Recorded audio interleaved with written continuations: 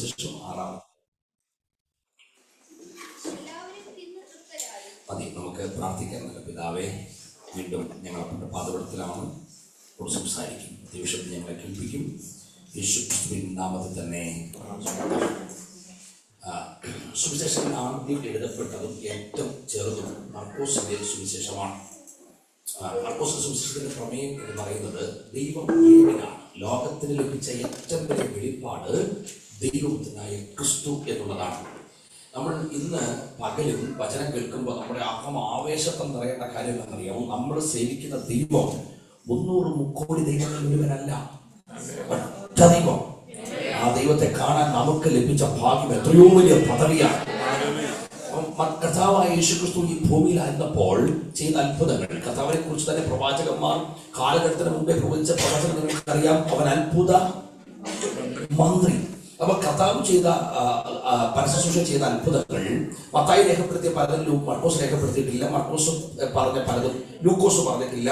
യോഹന്നാൻ എഴുതാത്ത പലതും ഉണ്ട്. പക്ഷേ മത്തായും മർക്കോസും ലൂക്കോസും യോഹന്നാനും ഒരുപോലെ രേഖപ്പെടുത്തിയിരിക്കുന്ന ഏക ചരിത്ര സംഭവം കർത്താവ് 5 അപ്പം കൊണ്ട് 5000 പേരെ പോഷിപ്പിച്ച ചരിത്ര സംഭവമാണ്. മത്തായി സുവിശേഷം 14-ാം അധ്യായത്തിന്റെ 13 മുതൽ 27 വരെയുള്ള വാക്യങ്ങൾ, അതുപോലെ മർക്കോസിന്റെ സുവിശേഷം 6-ാം അധ്യായം 30 മുതൽ 44 വരെയുള്ള വാക്യങ്ങൾ, ലൂക്ക് ചാപ്റ്റർ 9 verse 10 to 17 10 തൊട്ട് 17 വരെയുള്ള വാക്യങ്ങൾ, യോഹന്നാൻ 6-ാം അധ്യായം 1 മുതൽ 14 വരെയുള്ള വാക്യങ്ങൾ. അപ്പൊ ഈ 4 വേദഭാഗങ്ങളിലും 4 സുവിശേഷകരും ഈ ചരിത്ര സംഭവത്തെ വളരെ വിശദമായി രേഖപ്പെടുത്തിയിട്ടുണ്ട്. എന്നാൽ ഈ സുവിശേഷകരെല്ലാം പൊതുവായി രേഖപ്പെടുത്തിയിരിക്കുന്ന ഒന്നാണ് നമ്മളിപ്പോ വായിച്ചത്. എല്ലാവരും കൂടെ ചേർന്ന് ആ വാക്കെന്ന് പറഞ്ഞേ, എല്ലാവരും തിന്ന് തൃപ്തരായി. ശബ്ദം ഉയർത്തി ആ വാക്കെന്ന് പറഞ്ഞ തൃപ്തി. നിങ്ങളെ വായിച്ചാലെന്നറിയാമോ? ലോകത്തിൽ ഇല്ലാത്തൊരു സാധനമാണ്. മനുഷ്യന്റെ സമ്പത്തുണ്ട്, സൗന്ദര്യമുണ്ട്, സൗകര്യമുണ്ട്, എല്ലാം ഉണ്ടെങ്കിൽ ഈ സാധനം ഇല്ല. എന്താ? തൃപ്തി എന്ന് പറയുന്ന സാധനം. ഞങ്ങളുടെ വീടിനാണ് വലിയ വീട്, 2 കോടി രൂപയുടെ വലിയ വീടാണ്. സ്തോത്രം. UK സംവിധാനത്തിൽ വലിയ സംഭവം ആയിരിക്കത്തില്ല, പക്ഷേ കേരളത്തിൽ വലിയ കാര്യം തന്നെയാണ്. അദ്ദേഹത്തിന്റെ ഹൗസ് വാമിംഗ് എന്നെ വിളിച്ചു പോകാൻ പറ്റിയില്ല. പക്ഷേ അടുത്ത കാലത്ത് പോയി. അപ്പൊ ഞാൻ ഓരോന്ന്, ഇതാണ് ഡൈനിങ് റൂം, ഇതാണ് പിന്നെ ഞങ്ങളുടെ സ്വിമ്മിംഗ് പൂള്, പിന്നെ ഇതാണ് കമ്പ്യൂട്ടർ റൂം, ഓരോന്ന് ഇങ്ങനെ പറഞ്ഞു വരികയാണ്. അപ്പൊ ഞാൻ ഉഗ്രനാണല്ലോ, എന്നോട് ഒരു പാസ്റ്റർ വീടങ്ങ് എടുത്തു.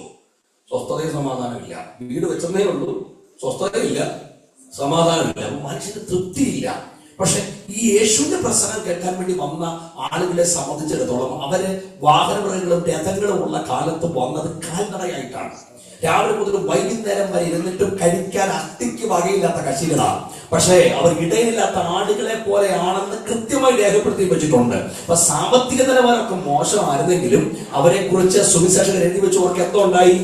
തൃപ്തി ഉണ്ടായി. അത് എന്തുകൊണ്ടാണെന്ന് ചോദിച്ചാൽ ഒറ്റ ഉത്തരം, കൊടുത്തത് കർത്താവായതുകൊണ്ടാണ്.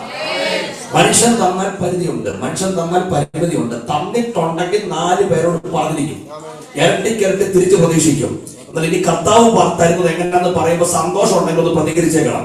കർത്താവ് തരുന്നത് പരിധി ഇല്ലാതാണ്, കർത്താവ് തരുന്നത് പരിമിതി ഇല്ലാതാണ്, അമർത്തി കുലുക്കി കവിയുന്ന അളവാണ്. ആകാശത്തിന്റെ കിടിവാതിൽ തുറന്നാണ്, ചോദിക്കുന്നതിൽ നിരക്കുന്നതിൽ അത്യന്തം വരമാണ്. അങ്ങനെ തരാൻ കഴിയുന്ന ഒരു കർത്താവിനെ സേവിക്കാൻ ഭാഗ്യം കിട്ടിയ ദൈവമക്കൾ ഇതിനകത്തുണ്ടെങ്കിൽ സന്തോഷത്തോടെ കരമം അടിച്ച് കർത്താവിന് സ്വന്തം ചെയ്തോട്ട് തൃപ്തിയോ കരമറിയോ.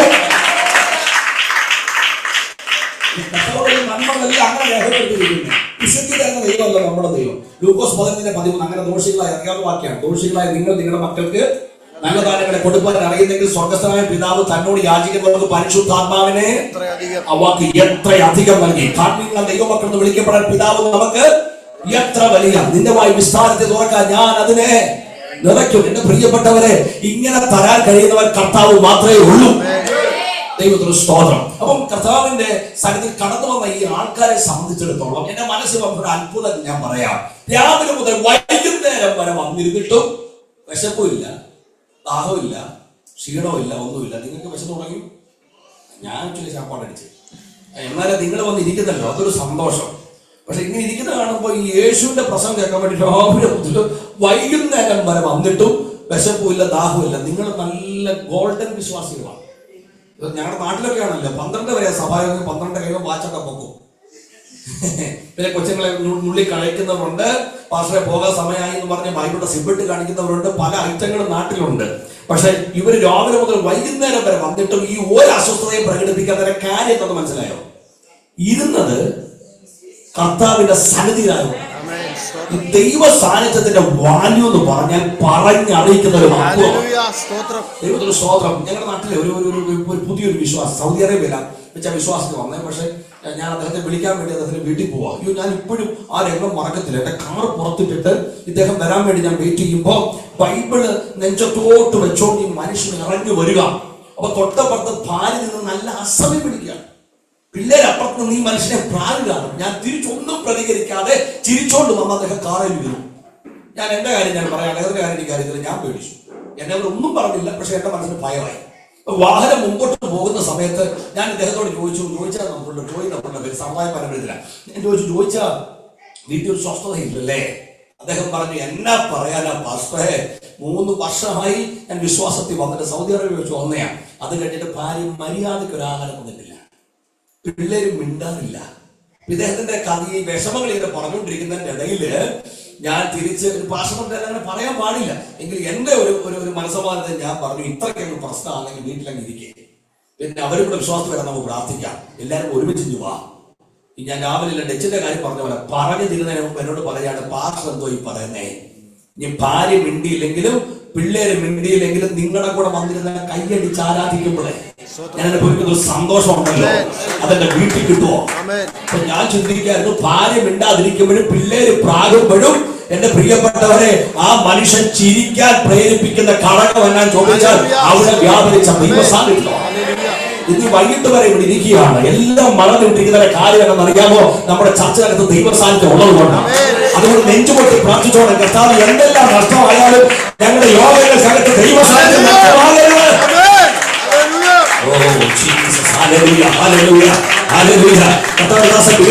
പറഞ്ഞുകൊണ്ടേയിരിക്കുകയായിരുന്നു. ഒന്ന് പ്രാർത്ഥിച്ചാണ്, കർത്താവ് എനിക്ക് അങ്ങനെ സാന്നിധ്യം ഒന്ന് വേണം, അങ്ങനെ കൃപ എനിക്ക് അനുഭവിക്കണം. ഇതിനകത്ത് ഞാൻ പെട്ടെന്ന് പറഞ്ഞു പോകുന്നത് വൈകിട്ടത്തെ മീറ്റിംഗിന്റെ ഒരു പരിമിതി മനസ്സിലാക്കിക്കൊണ്ടാണ്. അപ്പൊ അവിടെ 34-ാം വാക്യം ഞാൻ പറയുന്നത് നിങ്ങൾ നോക്കിയാൽ മതി. അവിടെ 34-ാം വാക്യം അവിടെ എഴുതിയിരിക്കുന്നു, ഇവിടെ എല്ലാവരും കൂടെ വന്നിരിക്കുമ്പോ ഇങ്ങനെ എഴുതിയിരിക്കുന്ന യേശു അവരെ കണ്ടെന്ന്. അപ്പം അതെന്തുകൊണ്ട് ആ പദം ഉപയോഗിച്ചേ എന്ന് ഞാൻ മനസ്സിലാക്കി പഠിക്കാൻ ശ്രമിച്ചു. അപ്പൊ അവിടെ ഉണ്ടല്ലോ ഗ്രീക്കിൽ ഉപയോഗിച്ചിരിക്കുന്ന പദം എയ്ഡൻ എന്നുള്ള പദം. നമ്മുടെ കൂടെ എയ്ഡന്മാരുണ്ടോ? ഇല്ല, ഇടാൻ പറ്റിയൊരു പേരാണ്. 7 എന്നുള്ള പദത്തിൽ 3 അർത്ഥങ്ങളാണുള്ളത്. ഈ 3 അർത്ഥങ്ങളും കൂടെ സമന്വയിപ്പിച്ചിട്ടാണ് ആ വാക്ക് മർക്കോസ് ഒക്കെ അവിടെ ഉപയോഗിച്ചിരിക്കുന്നത്. കണ്ടു. 7 എന്നുള്ള പദത്തിന്റെ 1-ാമത്തെ അർത്ഥം എന്താണെന്നറിയാമോ? വ്യക്തിപരമായി കാണുന്ന ദൈവം. മനസ്സിലായോ? ഒന്ന് വ്യക്തിപരമായി കാണുന്ന ദൈവം. 2-ാമത്തെ അർത്ഥം ഭാവി കാണുന്ന ദൈവം. 3-ാമത്തെ അർത്ഥം ആദർശ മണ്ഡലത്തിൽ നമുക്കെതിരെയുള്ള പോരാട്ടം കാണുന്ന ദൈവം. നിങ്ങൾ മനസ്സിലാക്കി തന്നെ വിശ്വാസം ഒന്നുകൂടെ പറഞ്ഞേ. എന്താ?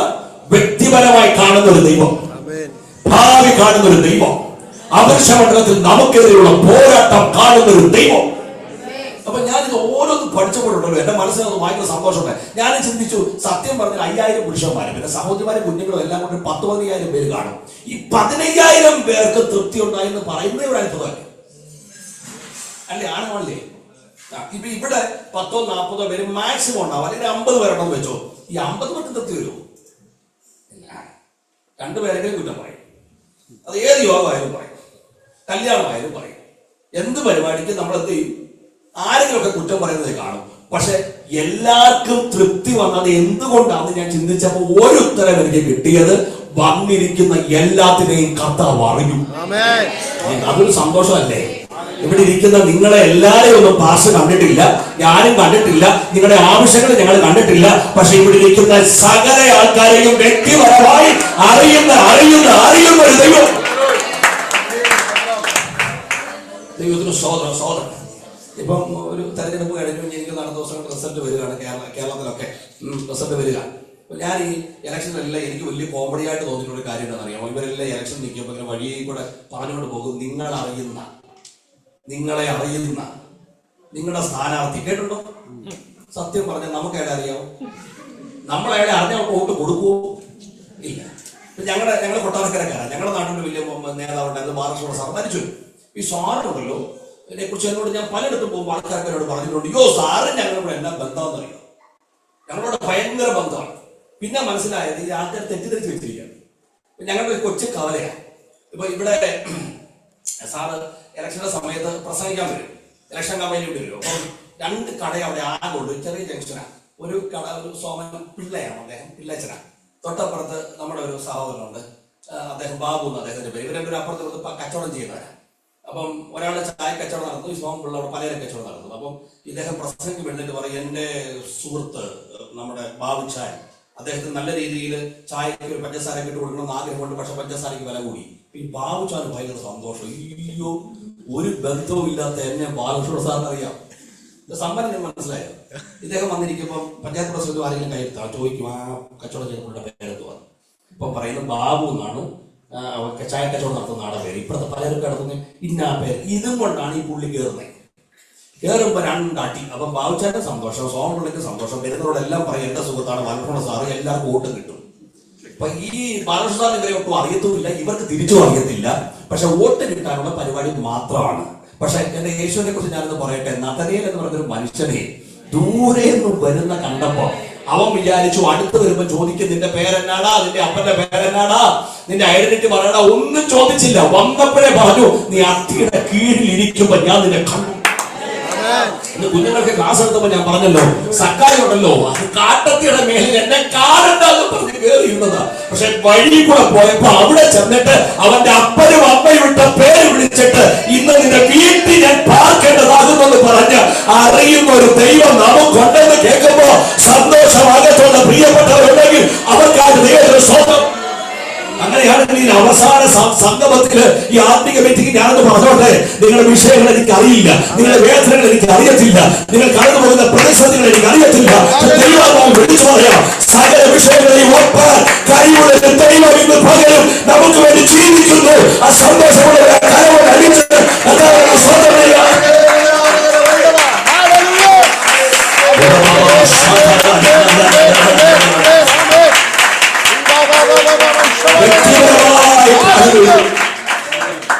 ഭാവി കാണുന്നൊരു ദൈവം. 2ാമത്തെ മീറ്റിംഗ് എന്താ?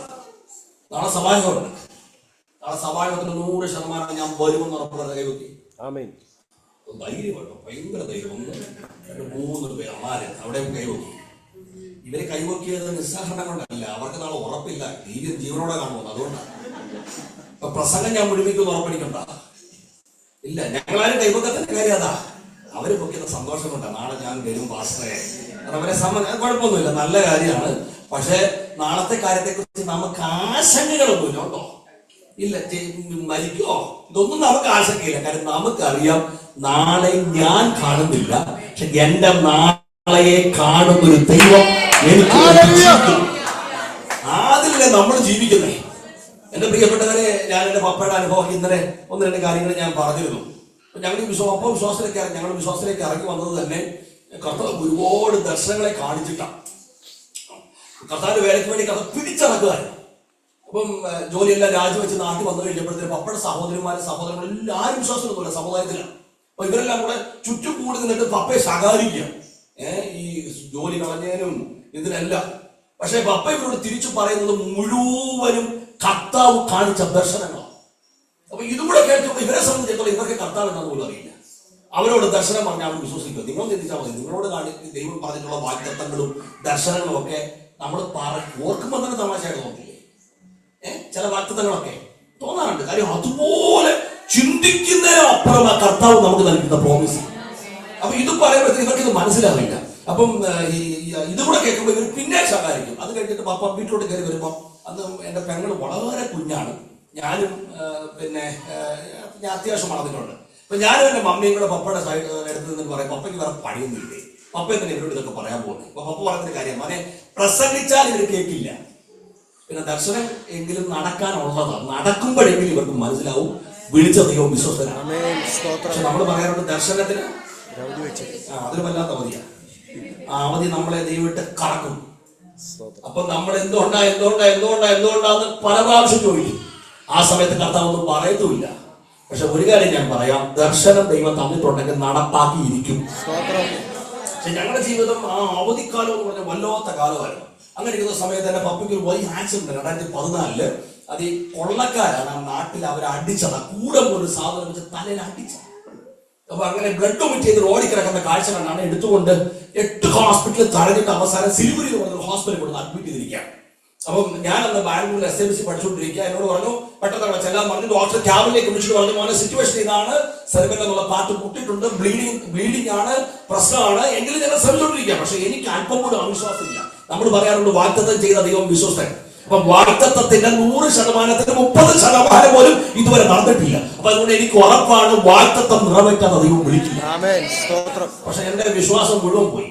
ഈ ഞായറാഴ്ച സംഭവം നടക്കുന്നത്. തിങ്കളാഴ്ച, ചൊവ്വാഴ്ച, ബുധനാഴ്ച വൈകിട്ട് ഡോക്ടറിനെ ക്യാബിനിലേക്ക് വിളിച്ചിട്ട് എന്നോട് പറഞ്ഞു, മോനെ വെന്റിലേറ്ററിലേക്ക് പപ്പയെ മാറ്റുകയാണ്, വലിയ പ്രതീക്ഷ ഒന്നും നമുക്കില്ല, ഒരു കാര്യം ചെയ്യ്, മമ്മിയെ കൊണ്ടുവന്ന് പപ്പയൊന്ന് കാണിച്ചോളാൻ പറഞ്ഞു. ലാസ്റ്റായിട്ട് ഞാൻ ആ ക്യാബിൽ നിന്ന് അത്യാവശ്യം ധൈര്യത്തോടെ വിളിച്ചു പറയുന്നത്, ഞങ്ങളുടെ വീട്ടിൽ മരണ വീടെങ്ങനെ അതുപോലെ നിലവിളി വന്നു. പക്ഷെ റൂമിലേക്ക് ചെന്നപ്പോൾ ഞാൻ പൊട്ടിക്കരഞ്ഞു. ഞാൻ നോക്കിയപ്പോ 30% വാഗ്ദത്തം പോലും ഇതുവരെ നടന്നിട്ടില്ല. അപ്പൊ ഇപ്പൊ മരിച്ചു പോയാൽ ഈ ഡെഡ് ബോഡി ആയിട്ട് നാട്ടിൽ ചെല്ലുമ്പോ അങ്ങനെ ഫ്യൂണറൽ എല്ലാം കഴിയും. അത് കഴിയുമ്പോൾ ഇവരെല്ലാം കൊണ്ട് ഒരു വരവുണ്ട്. എന്നിട്ട് ചോദിക്കുക, എന്തിയാണ് വാഗ്ദത്തം, എന്തിയാണ് ദർശനം, എന്തിയാണ് നിന്നെ വിളിച്ച ദൈവം? അപ്പൊ ഞാൻ എന്നാ ഉത്തരം പറയണ്ടേ? പക്ഷേ ആ വേദനയ്ക്ക് നടുവില്, ആ കരച്ചിലിന്റെ നടുവിൽ ഞാനൊരു ദൈവശബ്ദം കേട്ടു. അത് പ്രവചന പുസ്തകത്തിലൊരു വാക്യം, മരണത്തെ ഞാൻ സദാകാലത്തേക്ക് മാറ്റും, ജാതികളുടെ ഇടയിൽ നിങ്ങൾക്കുണ്ടായിരുന്ന നിന്ന ഞാൻ നീക്കും. ഈ ദൂത് കേട്ടപ്പോ ഞാൻ നേരെ അവിടെ നിന്ന് എന്റെ മമ്മിയെ വിളിച്ചിട്ട് പറഞ്ഞു, മമ്മി പപ്പയ്ക്കൊന്നും സംഭവിക്കുന്നില്ല, മമ്മി ഇങ്ങോട്ട് വരണ്ട. മമ്മി പറഞ്ഞു, മോനെ ഡോക്ടർ വല്ലതും പറഞ്ഞു. ഞാൻ പറഞ്ഞു, ഡോക്ടർ പറഞ്ഞെങ്കിൽ ഇത്ര ശക്തമായിട്ട് ഞാൻ പറയത്തില്ല, പക്ഷെ വൈദ്യനായ എന്റെ അപ്പൻ എന്നോട് ദൂത് പറഞ്ഞു, മരണം എന്റെ പിതാവിനെ തുറക്കില്ല. എന്റെ പ്രിയപ്പെട്ടവരെ, ഈ ദൂത് കേട്ട് 26ാമത്തെ ദിവസം എന്റെ അപ്പൻ നടന്നുകൊണ്ട് ഹോസ്പിറ്റൽ വിട്ട് പുറത്തു വന്നു. ഇതൊരു ദൂത് ദൈവസഭയോട് സമാപനമായിട്ട് ഞാൻ വിളിച്ചു പറയാണ്, 100 വാഗ്ദത്തം സ്വർഗ്ഗം എനിക്ക് തന്നിട്ടുണ്ടെങ്കിൽ 99 നിറവേറ്റി എടുക്കുന്നവനല്ല, 100 നിറവേറ്റാതെ സ്വർഗ്ഗം ഇരിക്കത്തില്ല. ഇന്ന് വചനം കേട്ടുകൊണ്ടിരിക്കുമ്പോൾ എനിക്കുള്ള ദൂതായത് എന്ന് പറഞ്ഞ് ഏറ്റെടുക്കാൻ പുനരമിച്ച ദൈവമക്കൾ ഇതിനകത്തുണ്ടെങ്കിൽ അവർക്കാണ് ദൈവത്തിന്റെ സ്വർഗ്ഗം. അപ്പൊ 7 വാക്കിന്റെ ഒരർത്ഥം അതാ, വ്യക്തിപരമായി കാണുന്ന ഒരു ദൈവം, ഭാവി കാണുന്ന ഒരു ദൈവം. 3ാമത്തെ അർത്ഥം എന്താ പറയുക, അദൃശ്യ മണ്ഡലത്തിൽ നമുക്കെതിരെയുള്ള പോരാട്ടം കാണുന്നൊരു ദൈവം. ഞാൻ ചോദിച്ചോട്ടെ, ഈ മുമ്പിലുള്ള പോരാട്ടമൊക്കെ നമുക്ക് കാണാം, പുറകിൽ കൂടെ വരുന്ന അടി കാണാൻ പറ്റുമോ? ശത്രു ഒരിക്കലും തെളിഞ്ഞല്ല വരുന്നത്, ഒളിഞ്ഞും വരും. പക്ഷെ തെളിഞ്ഞു വന്നത് കണ്ടതുകൊണ്ടാണ് പറയാം. പക്ഷെ ഒളിഞ്ഞു വന്നത് പോലും തട്ടി മാറ്റിയിട്ടുണ്ടെങ്കിൽ, ഏകാതിരുന്നിട്ടുണ്ടെങ്കിൽ, നമ്മെ കണ്ടൊരപ്പനുള്ളത് കൊണ്ടാണ്, കർത്താവിന്റെ ദൃഷ്ടി നമ്മുടെ ഉള്ളതുകൊണ്ടാണ്. യോബിനോട് പറഞ്ഞില്ലേ, യോബിനോട് പറഞ്ഞില്ലേ, പിന്നെ യോബിനെ കുറിച്ച് പിശാച് വന്ന് കർത്താവിനോട് പറഞ്ഞു, തൊടാൻ പറ്റില്ല, കാര്യം അവര് ചുറ്റും നീ ഒരു വേറിട്ടിരിക്കുക. ഈ ശത്രുവിനെ കണ്ടുവന്നപ്പോ തന്നെ കർത്താവ് പറഞ്ഞു, എന്റെ ദാസന്റെ മേൽ നീ ദൃഷ്ടി വെച്ചോ, ഭാരപ്പെടരുത്, പതറരുത്, ഒന്നും സംഭവിക്കുന്നില്ല. ഒന്നും ഇന്ന് കടന്നു പോകുന്ന കഷ്ടതയും പ്രതിസന്ധി ഒന്നും നിന്നെ തകർക്കാനല്ല. ശത്രുവിന്റെ കണ്ണ് പായാൻ ദൈവം അനുവദിക്കില്ല. ചിലത് താൽക്കാലികമായി തടഞ്ഞു വെച്ചിരിക്കുക. വെട്ടേണ്ടതിനെ വെട്ടിയെടുത്ത് തരേണ്ട സമയത്ത് കരങ്ങൾ കരുത്തുള്ള അപ്പൻ ജീവിക്കുന്നുണ്ടെന്ന് ഇന്ന് പകൽ ഉറപ്പുള്ള ദൈവമക്കൾക്കാണ് ദൈവം.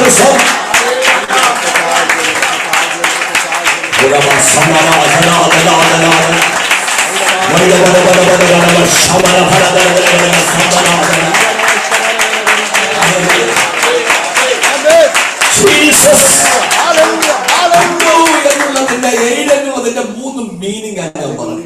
ഇനി കേൾക്കണം, ഈ കണ്ടുവെന്ന് പറഞ്ഞിട്ട് അടുത്ത വാക്ക്, കർത്താവ് മനസ്സലിഞ്ഞിട്ട് അവരുടെ രോഗികളെ സൗഖ്യമാക്കിയത്. കണ്ടോ, മർക്കോസ് അങ്ങനെ, മർക്കോസ് പറഞ്ഞിരിക്കുന്നത് മനസ്സലിഞ്ഞിട്ട്, അവരിൽ മനസ്സലിഞ്ഞിട്ട് പലതും ഉപദേശിച്ചു തുടങ്ങി. ഈ മത്തായി 14 അതേ പദം മത്തായി പറഞ്ഞിരിക്കുന്നത് എന്താണെന്നറിയാമോ? മനസ്സലിഞ്ഞിട്ട് അവരിലെ രോഗികളെ സൗഖ്യമാക്കിയണ്ട. 2 കാര്യം. മർക്കോസ് എന്താ പറഞ്ഞത്? മനസ്സലിഞ്ഞിട്ട് പലതും ഉപദേശിച്ചു തുടങ്ങി. മത്തായി എന്താ പറഞ്ഞേ?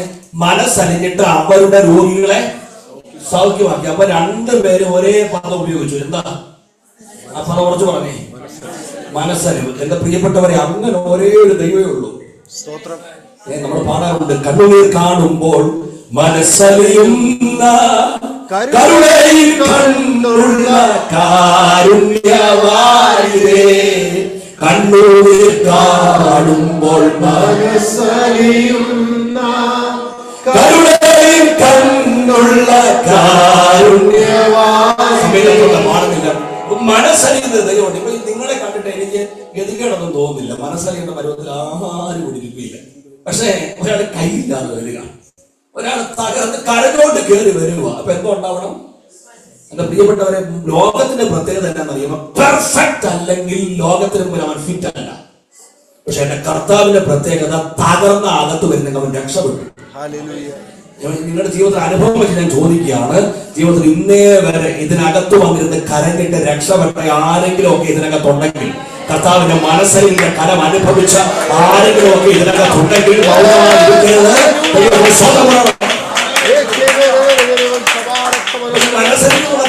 മനസ്സലിഞ്ഞിട്ട് മർക്കോസ് പറഞ്ഞു പലതും ഉപദേശിച്ചാണ്. മത്തായി പറഞ്ഞു അവരുടെ രോഗികളെ ഏറ്റവും സുന്ദരമായ പദം ഉപയോഗിച്ചിരിക്കുന്നറിയാമോ? ലൂക്കോസ്. അത് പ്രൊജക്ട് ചെയ്യണേ. Luke chapter 9:11. ലൂക്കോസിന്റെ സുവിശേഷം 9:11. ലൂക്കോസിന്റെ സുവിശേഷം 9:11. അത് പുരുഷാരെ അറിഞ്ഞ് അവനെ പിന്തുടർന്നു, അവൻ അവരെ. അപ്പം ലൂക്കോസ് ആ ഒരു പദം കൊടുക്കണം. ഏത് പദം?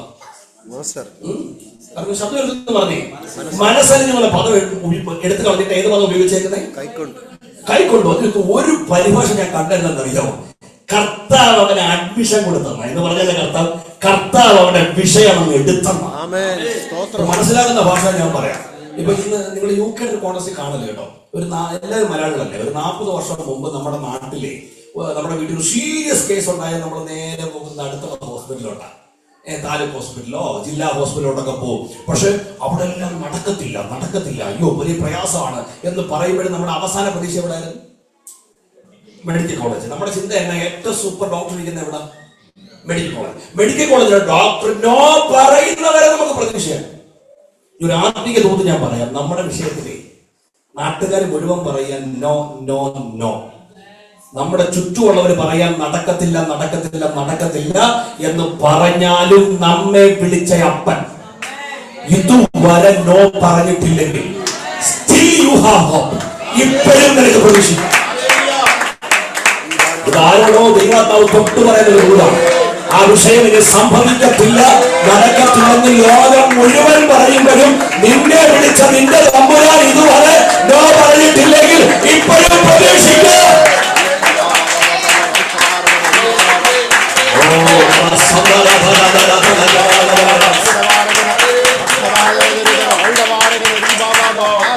കൈക്കൊണ്ടു എന്ന് പറഞ്ഞിട്ട് അടുത്ത മക്കളുണ്ടോ? ദൈവരാജ്യത്തെ കുറിച്ച് അവരോട് സംസാരിച്ചത്. അപ്പൊ മർക്കോസ് എഴുതി വെച്ച പലതും ഓർമ്മയുണ്ട്. എന്താ എഴുതി വെച്ചത്?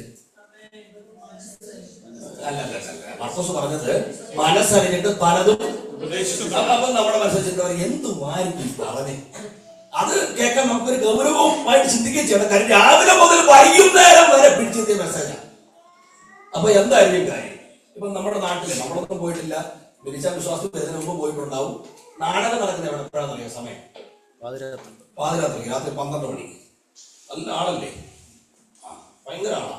നമ്മുടെ യോഗം അങ്ങനെ വെച്ചാലോ ഒരു 12:02. സത്യം പറഞ്ഞാൽ നല്ലതല്ലേ? ഡ്യൂട്ടിയെ കഴിഞ്ഞ് വന്നാൽ പോലെ വരുമോ? പിന്നെ അവിടെ എന്താ പറയാ, എന്തൊക്കെ കാണാൻ ഉണ്ട്. അതിനെ വന്ന് ഇങ്ങനെ ഇരിക്കുന്നുണ്ട്. പിന്നെ ഇന്ന് പലയിടത്തും ഭയങ്കര ആൾക്കൂട്ടാണ്. നമ്മളിന്ന് ഇത്രയും ബഹളം ഉണ്ടാക്കി 20 വർഷമായില്ലേ? 25 വർഷമായിട്ടും നമ്മൾ ഇത്രയും പേരൊക്കെ അല്ലേ ഉള്ളൂ. നാളെ അറിയാൻ പാറ്റുള്ളൂ. ഇവിടെ ഇത്രയൊക്കെ ഉള്ളൂ.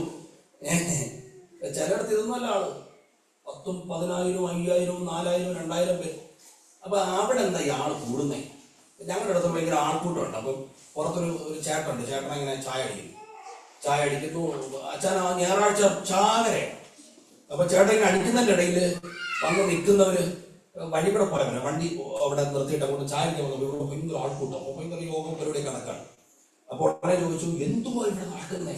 ചേട്ടൻ പറയും, ഒരുത്തരം സമാധാനം ഇല്ലെന്നേ. വന്നങ്ങ് കയറിയേക്കുക. മനസ്സിലായി? എന്ന് പറഞ്ഞു കഴിഞ്ഞാൽ അവന് പറ്റിയ മെസ്സേജ് അവിടെ കൊടുത്തോണ്ടിരിക്കുന്നത്. അപ്പൊ അത് കേൾക്കാനാണ് ഇയാള് വന്നത്. അപ്പൊ ഞാൻ ചിന്തിച്ചു, ഈ കർത്താവ് ഇവരെ രാവിലെ മുതൽ വൈകുന്നേരം വരെ പിടിച്ചിരുത്തണമെങ്കിൽ കർത്താവ് പറഞ്ഞ മെസ്സേജ് എന്നായിരിക്കും? നീ ബൈക്ക് വാ, കാറെ വിടാം, കാറെ വാ, ഹെലികോപ്റ്ററിൽ പറപ്പിക്കാം, ഹെലികോപ്റ്ററിൽ വാ, എല്ലാം തന്നേക്കാം, കിട്ടും, വാ.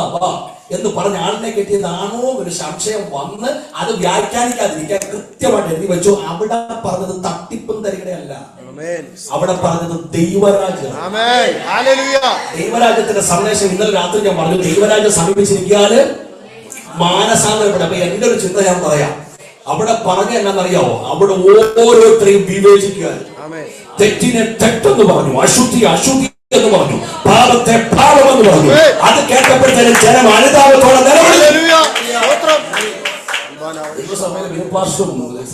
ഒക്കെ അങ്ങനെ ഒരു തല ഇവിടെ സൃഷ്ടിച്ചു വെച്ചതോർത്ത് ദൈവത്തിന് സ്തോത്രം. പലയിടത്തുണ്ടല്ലോ, പാസ്റ്റെടുത്തായാലും ലേസോടെ വന്ന് ചോദിക്കും, ഈ വരുന്ന പുള്ളിക്ക് കൃപാവരമുണ്ടോ, പ്രവചിക്കുന്ന ആളാണോ? എന്റെ ചെറിയ പ്രായത്തിൽ ഈ വന്നിരുന്ന് കേൾക്കുന്ന പ്രവചനം ഒന്നും സത്യം പറഞ്ഞാൽ യഥാർത്ഥ പ്രവചനം കേൾക്കാനല്ല, ഭൗതികത കേൾക്കാനാണ് വന്നിരിക്കുന്ന പഠനം. നിങ്ങൾ പറയണ്ട, നിങ്ങളുടെ കാര്യമല്ല, നാട്ടിലെ കാര്യം പറഞ്ഞു. വന്നിരിക്കും, സത്യം പറഞ്ഞ ഈ പ്രവാചകൻ പച്ചയ്ക്ക് കൊണ്ട് പ്രവചനം അടിച്ച പ്രവാചകൻ വിടുവോ? കാരണം തെറ്റിന് നേരെ വിരച്ചുകൊണ്ടുപോവാ. ഈ തെറ്റുണ്ട് എന്ന് പറയുമ്പോ സത്യം പറഞ്ഞാൽ അംഗീകരിക്കുന്ന എത്ര പേര് ഇന്ന് പെന്തക്കോസ്ത് പോർട്ടത്തിലുണ്ട്. നമ്മളെ വെട്ടിയെന്നും കുത്തിയെന്നും പറഞ്ഞ് നമ്മൾ ബഹളം ഉണ്ടാക്കാൻ നിൽക്കും. പക്ഷേ യഥാർത്ഥ ഉണർവ് അതാ, മാനസാന്തര സന്ദേശം എന്ന് പറഞ്ഞാൽ ദൈവാത്മാവ് അകത്ത് കയറി പാപത്തെ പാപമെന്നും തെറ്റിനെ തെറ്റെന്നും അശുദ്ധി അശുദ്ധി എന്നും വിളിച്ചു പറയുമ്പോ അനുതാപത്തോടെ ആ ഉണർവ്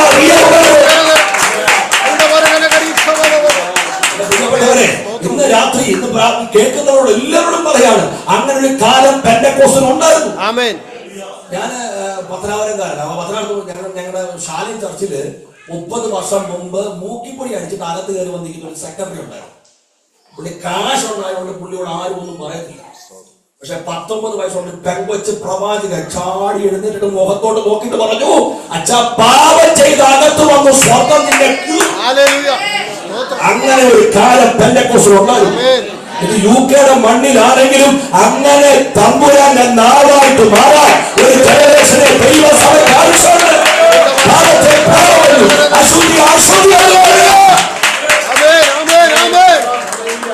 യേശുവിന്റെ നാമത്തിൽ. ഇപ്പൊ മർക്കോസ് പറഞ്ഞു പലതും ഉപദേശിച്ചു, യൂക്കോസ് പറഞ്ഞു പലതും എന്ന് പറയുന്നത് തട്ടിപ്പും തരികയുടെ ഒന്നുമല്ല, ദൈവരാജ്യമാണ്. എന്നിട്ട് പറഞ്ഞു ദൈവരാജ്യത്തെ കുറിച്ച് അവരോട് സംസാരിക്കാൻ അടുത്തത് രോഗശാന്തി. അപ്പൊ മത്തായി എഴുതിയ വാക്യം അറിയോ, കർത്താവ് മനസ്സറിഞ്ഞിട്ട് അവരുടെ രോഗികളെ സൗഖ്യമാക്കി. അപ്പൊ നമ്മുടെ ചിന്ത എല്ലാവരെയും തൊട്ടു സ്പർശനം, ടച്ച് ടച്ച് ടച്ച്, എല്ലാവർക്കും വിടുതൽ എന്ന് പറഞ്ഞെന്ന് നമ്മൾ തെറ്റിദ്ധരിക്കാതിരിക്കാൻ ലൂക്കോസ് എഴുതി വെച്ചു. തൂത്തുവാരി ഒന്നും തൊട്ടില്ല. ആരെയാ തൊട്ടെ? കുറച്ച് രോഗശാന്തി എന്ന് പറഞ്ഞാൽ ആവശ്യഭാരത്തോടെ അകത്തു വന്നവൻ വിടുതൽ അനുഭവിച്ചാ പോയെ. എന്റെ പ്രിയപ്പെട്ടവരെ, ഇന്ന് ഇത്രയും പേര് യോഗത്തിന് കടന്നു വന്നു. എല്ലാവരും ദൈവത്തെ ആരാധിക്കാനാ കടന്നു വന്നതെങ്കിലും എല്ലാവർക്കും വിടുതൽ കിട്ടുമെന്ന് പറയുമ്പോൾ നമുക്കൊരു സന്തോഷം ഉണ്ടാവില്ല, സാധ്യമല്ല. പക്ഷെ ഇതിനകത്ത് 50 പേര് വന്നിട്ടുള്ളത് 10 പേര് ആവശ്യഭാരത്തോടെ വന്നതെങ്കിൽ അതിൽ ഒരാളെ പോലും വെറുതെ വിടുതൽ ദൈവം അല്ല, നമ്മുടെ ദൈവം എന്ന് വിശ്വസിക്കുന്നവർക്കായി. എന്റെ പപ്പയുടെ ചർച്ചയിൽ കഴിഞ്ഞ പ്രാവശ്യം ഞാൻ ചെന്നപ്പോ ട്രാൻസ്ലേറ്റ് ചെയ്യുന്ന ആളില്ല. അപ്പൊ പുറകിൽ ഒരു അമ്മയെ കൊണ്ടിരുന്നു, ഈ കസരയോടെ പൊക്കിക്കൊണ്ടുവന്നിരുന്നത് റാ പോലെ വളർന്നിരിക്കുകയാണ്, ഇങ്ങനെ വളർന്നിരിക്കുകയാണ്, ഏറ്റവും പുറകിൽ പൊക്കിക്കൊണ്ട് വന്നിരുന്നു. അപ്പം ഞാൻ അന്ന് പ്രസംഗിക്കാൻ തുടങ്ങുന്നതിന് മുമ്പ് എന്നോട് അവിടെ വന്നവർ പറഞ്ഞു ട്രാൻസ്ലേറ്റ് ചെയ്യുന്ന പുള്ളി ഒന്നും വന്നിട്ടില്ല, അവർ ഫലതന്ന വന്നിട്ടില്ല. അപ്പൊ എന്നോട് പറഞ്ഞു വന്നിട്ടില്ല. അപ്പൊ ഭാഷ ഉള്ള ഹിന്ദിയിലാണ് പ്രസംഗം പറഞ്ഞു. എന്റെ ഹിന്ദി സത്യം പറഞ്ഞാൽ ഹിന്ദി അറിയാവുന്നവർ കേട്ട് കഴിഞ്ഞാൽ എന്നെ കുറിച്ച് അടിക്കും. അതുപോലത്തെ ഹിന്ദിയാണ് എന്റെ ഹിന്ദി. പക്ഷെ വേറെ ഒരു മാർഗമില്ല, ട്രാൻസ്ലേറ്റ് ചെയ്യാൻ ആളില്ല. അപ്പൊ ഞാൻ കൊണ്ടുപോയ മെസ്സേജ് പോലും മാറ്റി വെച്ചു. ഇത് വളരെ ലളിതമായ സന്ദേശമാണ് ഞാൻ പറഞ്ഞത്. യേശുക്രിസ്തു പാപത്തിൽ നമ്മെ രക്ഷിക്കും, യേശുക്രിസ്തു രോഗത്തെ സൗഖ്യമാക്കും, യേശുക്രിസ്തു നമ്മുടെ ശാപങ്ങളെ മാറ്റും. ഇത് പറഞ്ഞുകൊണ്ട് 20 മിനിറ്റ് കഴിഞ്ഞപ്പോഴല്ലോ ഈ റാ പോലെ കുരിഞ്ഞ് കസരയിടുന്ന അമ്മയങ്ങ് നിവർന്നു. എന്നിട്ട് പുറകില് ചാടി എഴുന്നേറ്റ് ചാടുകയാണ്. ഞാൻ ആത്മാർത്ഥോട് പറയാം, ഞാനത് ചിന്തിച്ചത് ചൂടാണെങ്കിൽ നോർത്ത് ഇന്ത്യയിൽ ഇതൊരു സാധാരണ കാഴ്ച. അപ്പം ഞാൻ ഇങ്ങനെ ചിന്തിച്ച് വലിയ പ്രതികരണം ഇല്ലാതിരിക്കുമ്പോ ഇവരുടെ മോനുണ്ടല്ലോ സൈഡിൽ കൂടി നടന്ന് സ്റ്റേജ് വന്നിട്ട് എന്നോട് പറഞ്ഞു, പാസ്റ്റർ എന്റെ അമ്മയാത് കർത്താവ് വിടുവിച്ചതാണ്. സംഭവം എന്താ അറിയാം, 7 വർഷം മുമ്പ് ഇങ്ങനൊരു ഭാരവുമായിട്ട് അവര് പല ഇടത്തും കയറി ഇറങ്ങി പല പൂജകൾ ചെയ്ത് മന്ത്രവാദങ്ങൾ ചെയ്ത് ഗതിയില്ലാതെ ഒരു പാതിരി ഉണ്ടെന്ന് പറഞ്ഞ ചർച്ചാന്ന് കയറിയതാണ്.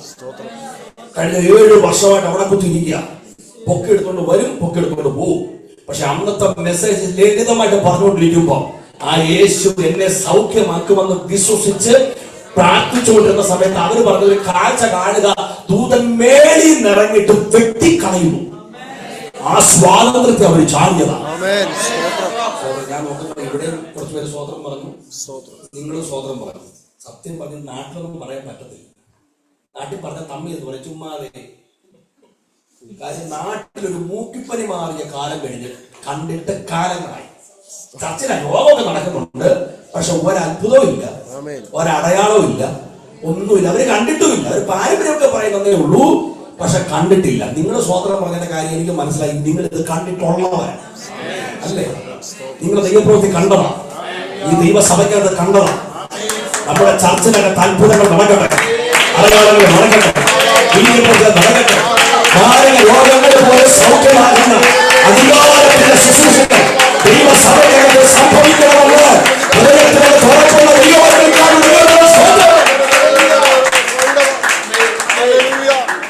രോഗശാന്തി വേണ്ടിയവരെ കർത്താവ് സൗഖ്യമാക്കി. ഞാൻ അത്രയും പറഞ്ഞ് വിടുകയാണ്, സമയം വേഗത്തിൽ മുമ്പോട്ട് പോകുന്നല്ലോ. ഇനി ഇവിടെ ഒരു മാനുഷികമായ 3 തടസ്സങ്ങൾ ഞാൻ പറയുന്നത്. ദൈവപ്രവർത്തിക്കുള്ള മാനുഷികമായ 3 തടസ്സങ്ങൾ. ഒന്ന്, സ്ഥലം മരുഭൂമിയാണ്. വേറെ സ്ഥലത്ത് പറഞ്ഞിരിക്കുന്നത് നിർജ്ജന പ്രദേശമാണ്. നിർജ്ജന പ്രദേശം എന്ന് പറഞ്ഞാൽ അവിടെ ഒന്നും ആരും ഇല്ല. സ്ഥലം മരുഭൂമി. ഞാൻ നിങ്ങളോട് ചോദിക്കുകയാണ്, സ്ഥലം മരുഭൂമിയെങ്കിൽ മരുഭൂമി മേശ ഒരുക്കാൻ കർത്താവിന് കഴിയും? ചോദ്യം 1. 2, പറഞ്ഞു ടൈം ടു ലേറ്റ്, സമയം നേരം നന്നേ വൈകരുത് എന്ന് പറഞ്ഞാൽ ടൈം ടു ലേറ്റ്. ഇത് നിങ്ങളുടെ ചെവിയിൽ ആരെങ്കിലും പറഞ്ഞിട്ടുണ്ടോ? താമസിച്ചു പോയ അമ്മേ, താമസിച്ചു പോയി. പക്ഷെ താമസിച്ചു പോയെന്ന് പറയുമ്പോഴും അവിടെയും വന്ന് ദൈവപ്രവൃത്തി കണ്ടവരുണ്ടെങ്കിൽ എന്ന് കരകയറി അനുഭവത്തോടെ വന്നല്ല ചോദിച്ചേ. അങ്ങനെ കണ്ടവരുണ്ടെങ്കിൽ മാത്രം കര ഉയർത്തി പിടിച്ചേ. ലേറ്റ് ആയെന്ന് പറയുമ്പോഴും ദൈവപ്രവൃത്തി ഞാൻ കണ്ടിട്ടുണ്ടെന്ന് ഉറപ്പുള്ളവരാ കര ഒന്നര ഉയർത്തി പിടിച്ചേ. ഒരാളായാലും കുഴപ്പമില്ല, കാണാൻ അതൊരു സന്തോഷമല്ലേ. ഇനി എല്ലാരും പറയാ പറഞ്ഞു വിടും. അതാണ് 3ാമത്തെ തടസ്സം. എല്ലാരും പറഞ്ഞു വിടാൻ പറഞ്ഞപ്പോ കർത്താവ് പറഞ്ഞവരെ പറഞ്ഞു വിടണ്ടാന്ന്. കർത്താവ് പറഞ്ഞു വിടണ്ടാന്ന് അവിടെ നിൽക്കുന്ന ആയിരങ്ങളും പറഞ്ഞു വിടാൻ പറയുമ്പോഴേ കർത്താവ് പറഞ്ഞു വിടണ്ട എന്ന് പറഞ്ഞിട്ടുണ്ടെങ്കിൽ അവർക്ക് തൃപ്തിയായിട്ടാണ് കർത്താവ് മടക്കി അയച്ചത്.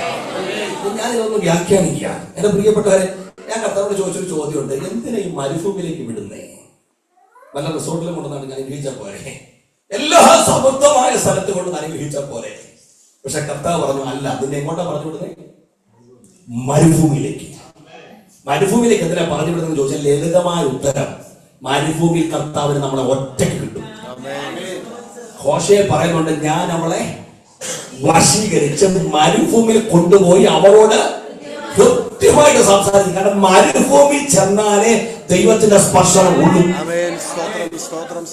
അറിയാവുന്നവരോട് ചോദിക്കുകയാണ്, മലയാളം അറിയാവുന്നവരോട്, വശീകരണം വാക്ക് പോസിറ്റീവ് ആയിട്ടാണോ? ആരാടി നിന്നെ വശീകരിച്ചെന്ന് കേട്ടില്ലേ? വശീകരണം ഒരുപാട് പോസിറ്റീവ് വേണ്ട അല്ല. അതെന്തിനാ ഉപയോഗിച്ചതറിയാം, ഞാൻ പറയാം. ഈ കർത്താവിന് നമ്മളെ കുറിച്ചൊരു ലക്ഷ്യമുണ്ട്. നമുക്ക് നമ്മുടെ കുഞ്ഞുങ്ങളെ പോലുള്ളതുപോലെ, നമ്മുടെ കുഞ്ഞുങ്ങളെ എന്തിനെങ്കിലും നമ്മൾ വളർത്തുമല്ല, നമുക്കൊരു ലക്ഷ്യമില്ലേ നമ്മുടെ കുഞ്ഞുങ്ങളെ കുറിച്ച്, ഒരു സ്വപ്നമില്ലേ നമ്മുടെ കുഞ്ഞുങ്ങളെ കുറിച്ച്. അപ്പം നമ്മൾ സ്നേഹിക്കുന്നതും നമ്മൾ അവർക്കെല്ലാം കൊടുക്കുന്നതും ആ ഒറ്റ ലക്ഷ്യത്തിന് വേണ്ടി. അപ്പൊ സ്നേഹിച്ചിട്ട് നന്നായില്ലെങ്കിൽ പിന്നെ അടുത്ത വഴിയല്ല. വഴിയുണ്ടോ? അടിക്കാൻ പാടാം. പക്ഷെ നമുക്ക് കൊണ്ടില്ലേ? കൊണ്ടിട്ടേ ഉള്ളൂ. കൊണ്ടിട്ടുള്ളവർക്ക് ആ അടിച്ച ടീച്ചേഴ്സിനോട് വൈരാഗ്യം ഇപ്പോഴും സൂക്ഷിക്കുന്ന ആളുകളുണ്ടെന്ന് അറിയാം. അല്ല, അവരോടല്ലേ നമുക്കൊരു പ്രത്യേക സ്നേഹം.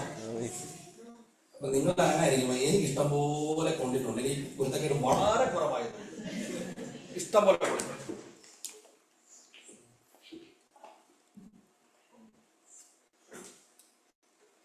ഞാനിപ്പം ചില മാസങ്ങൾക്ക് മുമ്പ്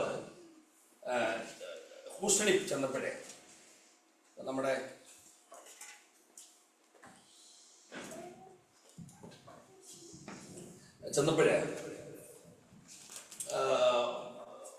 ചർച്ചയിൽ കയറണം, ഹൂസ്റ്റൺ എപ്പിസോഡ് കയറണം. അപ്പൊ മുമ്പേ ഒരു സഭാരം നിൽക്കാം. എന്നോട് പറഞ്ഞു, പക്ഷേ പിന്നെ ലീസ ടീച്ചറാണ്. ഞാൻ പറഞ്ഞു ഏതാ? പിന്നെ സ്കൂളിൽ പഠിപ്പിച്ചാന്ന് പറഞ്ഞപ്പോൾ എനിക്ക് അതിന്റെ മാർക്കത്തില്ല. കാര്യം അറിയാം, അവര് പ്രത്യേക ബുദ്ധിയുള്ള സ്ത്രീയാണ്. ടീച്ചർ അവരുടെ പരിപാടി വരുമ്പോഴേക്കും നമുക്ക് കാര്യം ആ ക്ലാസ്സിൽ പിന്നെ ഇവൻ മിണ്ടരുത്.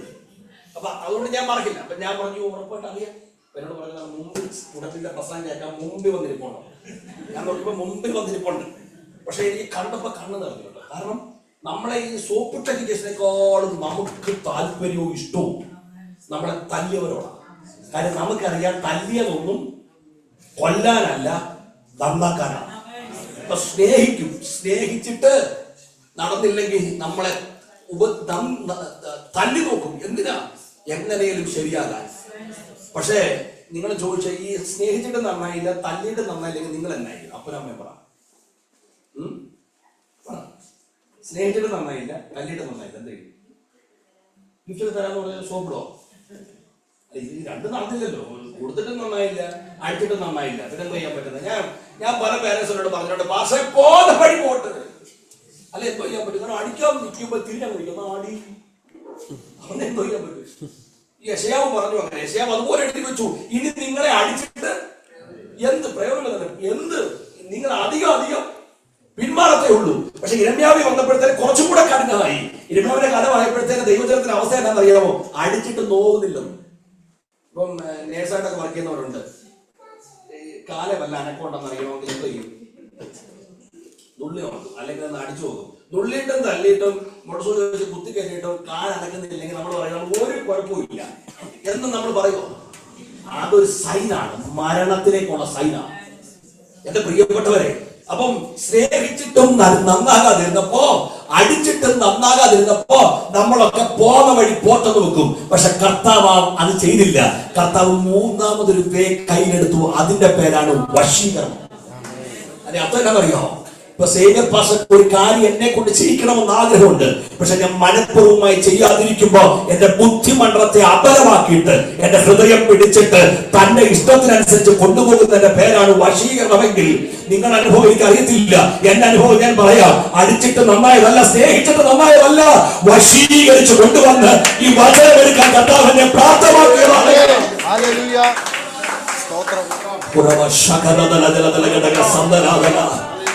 പകൽ ഈ വചനം കേട്ടുകൊണ്ടിരിക്കുമ്പോ ഇതിനകത്ത് പലരും ആഗ്രഹിച്ച് അകത്ത് വന്നതല്ല, പക്ഷെ വശീകരിച്ച് കൊണ്ടുവന്ന കസേരയിൽ ഹൃദയം തുറന്ന് കർത്താവിനോട് സംസാരിക്കാനായി ആ ദൈവസഭത്തിലെ പ്രിയപ്പെട്ടവർക്കായി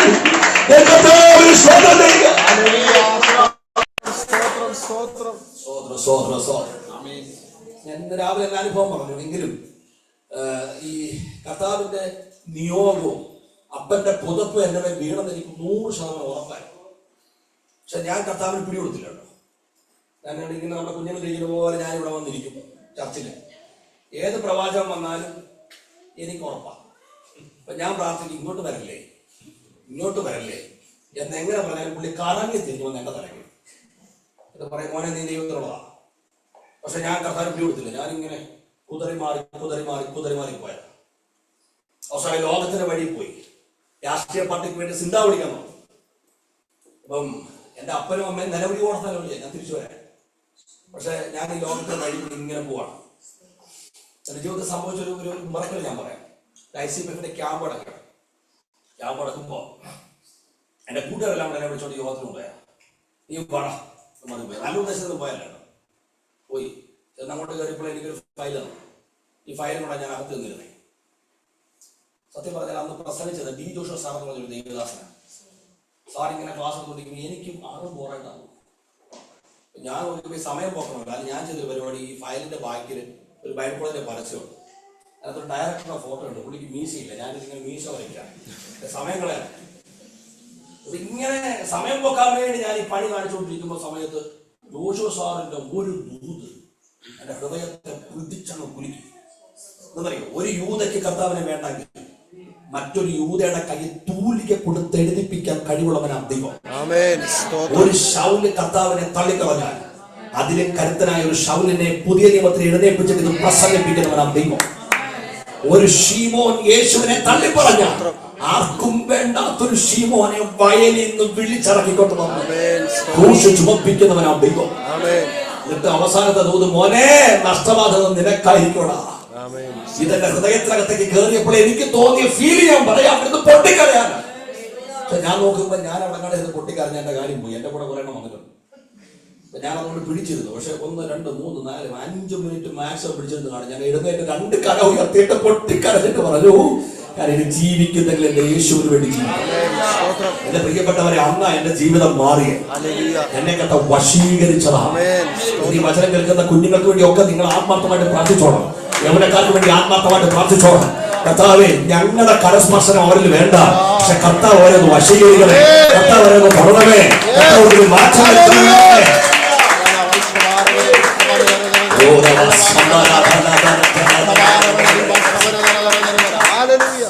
പ്രിയപ്പെട്ടവരെ, ഈ തട്ടിപ്പൊത്തലികളൊക്കെ കാണിച്ചു നടന്നതാണ് യാക്കോബ്. പക്ഷെ ഒരു ഗുണം ഉണ്ടായില്ല. ഇപ്പൊ നമ്മൾ ഈ സ്വന്തമായിട്ട് പലതും ചെയ്യാൻ പറ്റുമെന്നൊക്കെ പറഞ്ഞ് നമ്മൾ കിടന്ന് അത്യധ്വാനം ചെയ്താലും വലിയ കാര്യമൊന്നുമില്ല. അതാ പറഞ്ഞതിന്റെ കാര്യം. നമ്മൾ പറയാറുണ്ട്, യാക്കോബ് അനുഗ്രഹം തട്ടിപ്പറിച്ചു. ആരുടെ കയ്യിൽ അപ്പൻ, പിന്നെ ജ്യേഷ്ഠൻ. ഞാൻ ചേർന്ന് എന്നെ ഗുണം ഉണ്ടായി. അമ്മായിയപ്പൻ എത്ര പ്രാവശ്യം പറ്റിച്ചത്? 2 പ്രാവശ്യം. 2 പുള്ളി തന്നെ പറഞ്ഞു, എന്റെ അമ്മായിയപ്പൻ എന്നെ 7 പ്രാവശ്യം പറ്റിച്ചത്. കിട്ടിയ തിരിച്ചെത്തിയതാണ്. പിന്നെ പിള്ളേരെല്ലാം കൂടെ ചേർന്ന് പറ്റിച്ചു, അല്ലേ? പിള്ളേരെല്ലാം കൂടെ ചേർന്ന് പറ്റിച്ചു എന്ന് പറഞ്ഞാൽ ഇവൻ അങ്ങോട്ട് 1 പറ്റീന് പറ്റിച്ചപ്പോ 2 പറ്റീന് പറ്റിച്ചപ്പോ പാറ്റീരിന്റെ അയ്യരുകളിയാണ്. അവസാനം യാബോക്കിന്റെ കടയിൽ വന്നപ്പോഴാണ് പുള്ളിക്ക് കത്തിയത്. ഇതുവരെ ഉള്ളതൊന്നും അനുഗ്രഹം അല്ല. പക്ഷെ യാബോക്കിന്റെ കടവിൽ ഇവനെ വശീകരിച്ചോണ്ട് പോയതോ സ്വർണ്ണം. അവിടെ കൊണ്ടുവന്നിട്ട് കർത്താവ് ഒന്ന് തൊട്ടു. ആ സ്പർശനമാണ് റിയൽ ടച്ച്. പ്രിയപ്പെട്ടവരെ, ഇന്ന് ഈ വചനം കേട്ടോണ്ടിരിക്കുമ്പോൾ ഒറ്റപ്പെടുന്ന അനുഭവം ഉണ്ടെങ്കിൽ ചിന്തിച്ചോണം, കരുതുന്ന ഒരു ദൈവമുണ്ട്. ആർക്കും വേണ്ടാത്തവരെയും ചേർത്ത് പിടിക്കുന്ന ഒരു ദൈവമുണ്ട്. അപ്പൊ മരുഭൂമിയിൽ കൊണ്ടുപോയി ഹൃദയമായി സംസാരിക്കും. മരുഭൂമിയിൽ മേശ ഒരുക്കാൻ കർത്താവിന് പറ്റും. രണ്ടാമത്തെ മാനുഷികമായ തടസ്സമാണ് ടൈം ടു ലേറ്റ്. സമയം താമസിച്ചു. ഞാൻ നേരത്തെ ചോദിച്ച ചോദ്യം കൂടെ ചോദിക്കുകയാണ്, നിങ്ങളുടെ ചെവിയിൽ ഈ ശബ്ദം കേട്ടിട്ടുണ്ടോ? എന്നാൽ എന്റെ ദൈവമാരെന്ന് ഇന്ന് രാത്രി ഞാനത് പറയുകയാണ്. 4 ദിവസമായി നാട്ടം വെച്ച ലാസറിന്റെ കല്ലറയ്ക്ക് നിന്നുകൊണ്ട് വിശ്വസിച്ചാൽ നീ ദൈവത്തിന്റെ മഹത്വം കാണും എന്ന് പറഞ്ഞ ഒരു അപ്പനെയാണ് നാം സേവിക്കുന്നതെങ്കിൽ ഇന്ന് ദൈവാത്മാവ് വിളിച്ചു പറയുകയാണ്, കർത്താവിന് ടു ലേറ്റും ഇല്ല, ടു ഏർലി ഇല്ല. കർത്താവിന് റൈറ്റ് ടൈം ആണെങ്കിൽ അത് കർത്താവ് ചെയ്യുമെന്ന് വിശ്വസിക്കുന്ന ദൈവത്തിലുണ്ടെങ്കിൽ അവർക്കാരുടെ സമയം താമസിച്ചു. 3ാമത്തെ തടസ്സം എന്നറിയാം, എല്ലാവരും പറയാണ് പറഞ്ഞു വിട്. കർത്താവ് മാത്രം പറഞ്ഞു വിടണ്ട. നിങ്ങളുടെ അനുഭവമായിട്ട് ബന്ധപ്പെട്ട് പറഞ്ഞാൽ അത് കരമൊന്നും ഉയർത്തണ്ട. കരവിധത്തിൽ എല്ലാവരും കരവിധത്തിൽ സാധ്യതയുണ്ട്. അതുകൊണ്ടാണ് വലിയ പ്രതീക്ഷയോടെ ഇന്നാണ് കൂടെ നിൽക്കുമെന്നൊക്കെ കാത്തിരുന്നിട്ട് പണി കിട്ടിയവരാരെങ്കിലും ഉണ്ടോ? നിങ്ങൾ ചിരിക്കുന്നു. പക്ഷെ കര ഉയർത്താൻ പറഞ്ഞതിന്റെ കാര്യം, ചിലത് നാണം കൊണ്ട് കര ഉയർത്തത്തില്ല, അല്ലെങ്കിൽ തൂത്തുവായിരിക്കും. എല്ലാവർക്കും ഒന്നല്ലെങ്കിൽ വേറെ പണി കിട്ടിയിട്ടുണ്ട്. പക്ഷെ കർത്താവിന്റെ സന്നിധി ചെന്നിട്ട് കർത്താവ് കൈവളത്തി കാണിച്ച ഒരനുഭവം പറയാൻ ആർക്കെങ്കിലും ഉണ്ടെങ്കിൽ പ്ലീസ് കം, ഞങ്ങൾ മൈക്ക് തരാം. ഇവിടെ മാത്രമല്ല 10,000 പേര് യേശുവിനെ സേവിക്കുന്നുണ്ടെങ്കിൽ അവിടെ നിന്ന് ഞങ്ങൾക്ക് അഭിമാനത്തോടെ പറയാം, കർത്താവ് ആരെയും കളിപ്പിച്ചിട്ടില്ല. കർത്താവ് ആർക്കും കടക്കാരൻ അല്ല. നമ്മുടെ കുഞ്ഞുങ്ങളൊക്കെ ഇരിപ്പുണ്ട്, അവർക്ക് അറിയാമെങ്കിൽ മനസ്സിലാക്കാൻ പറ്റുമെങ്കിൽ മനസ്സിലാക്കട്ടെ. നല്ല സ്വപ്നമൊക്കെ കണ്ടോണം. പക്ഷെ അമ്മാച്ചനെയും ചേട്ടനെയും ചേച്ചിയെയും ചർച്ചിലെ ഇന്ന ആളെ ഒന്നും നോക്കി സ്വപ്നം കാണരുത്. ആരും സഹായിക്കില്ല. പക്ഷെ മാനുഷികമായ വഴികളെല്ലാം ഇങ്ങനെ അറുത്തറുത്ത് വിട്ടിട്ട് കർത്താവ് ചേർത്ത് പിടിച്ച ഞാൻ പറഞ്ഞ എന്നെ അനുഭവമാണ്. നമ്മൾ ചില ഇന്ന ആള് സഹായിക്കും, ചുമ്മാ സഹായിക്കത്തില്ല. ഞാൻ കൺവെൻഷൻ ചോദിച്ചോന്ന് എനിക്ക് അറിയത്തില്ല. ചോദിച്ചെങ്കിൽ പറഞ്ഞില്ല. പക്ഷെ ചോദിച്ചത് ഈ കെരിയത്തിലോട്ട് ആദ്യം പോകാൻ പറഞ്ഞത് ഏലിയാവിനോടാണോ കാക്കയോടാണോ? ഞാൻ ചോദിച്ചാലോ അവിടെ? ഇല്ല. ഏലിയാവിനോട് ആണോ കാക്കയോടാണോ പറഞ്ഞത്? ഏലിയാവിനോട് പറഞ്ഞു. കാക്കയോട് തെറ്റൊക്കെ തെറ്റണ്ടേ? ഏലിയാവിനോട് മനസ്സിലായി പറയുന്നത്? മനസ്സിലായില്ല. മനസ്സിലായി. ആരോടാ പറഞ്ഞു? കാക്കയോട്. അപ്പൊ കാക്കയോട് പറഞ്ഞു. അതാ കറക്റ്റ്.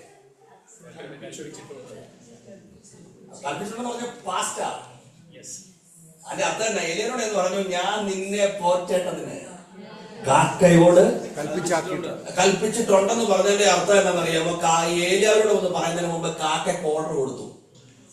പക്ഷെ ഇത് കാണാതില്ല നമ്മൾ അയ്യോ വിളിക്കുന്നത്.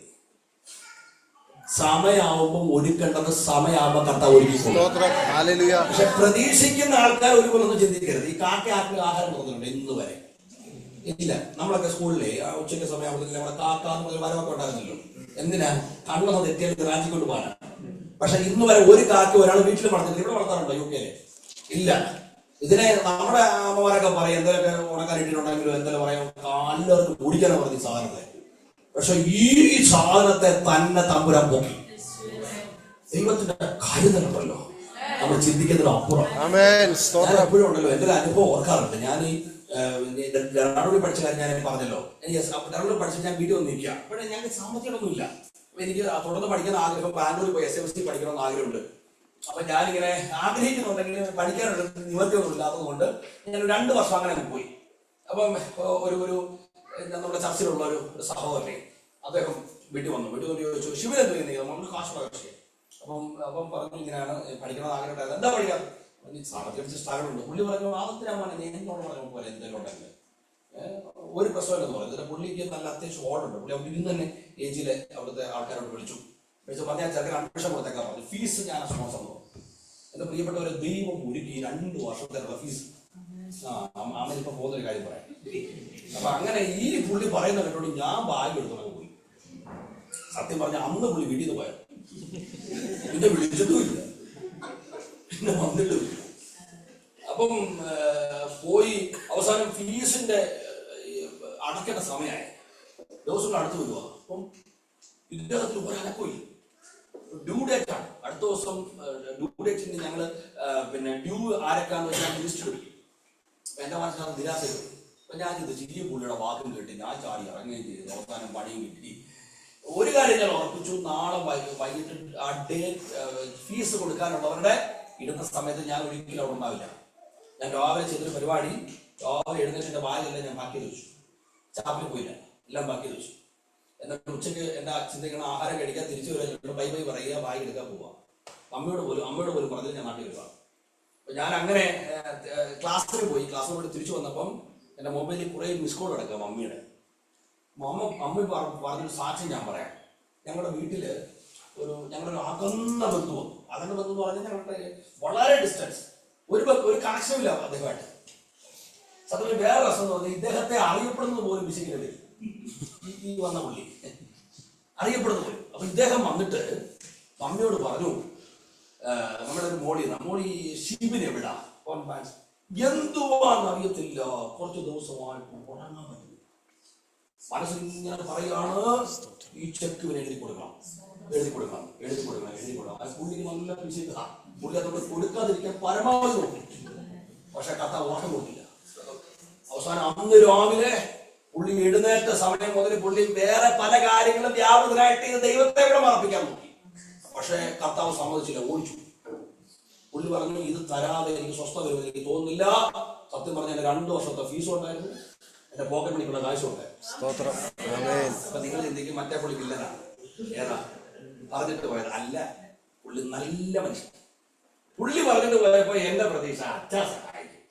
കർത്താവ് പറഞ്ഞു, നീ കൈ തുറക്കരുത്, നിന്റെ പേഴ്സും തുറക്കരുത്, അവന്റെ കണ്ണ് നിന്റെ മേലായിരിക്കും.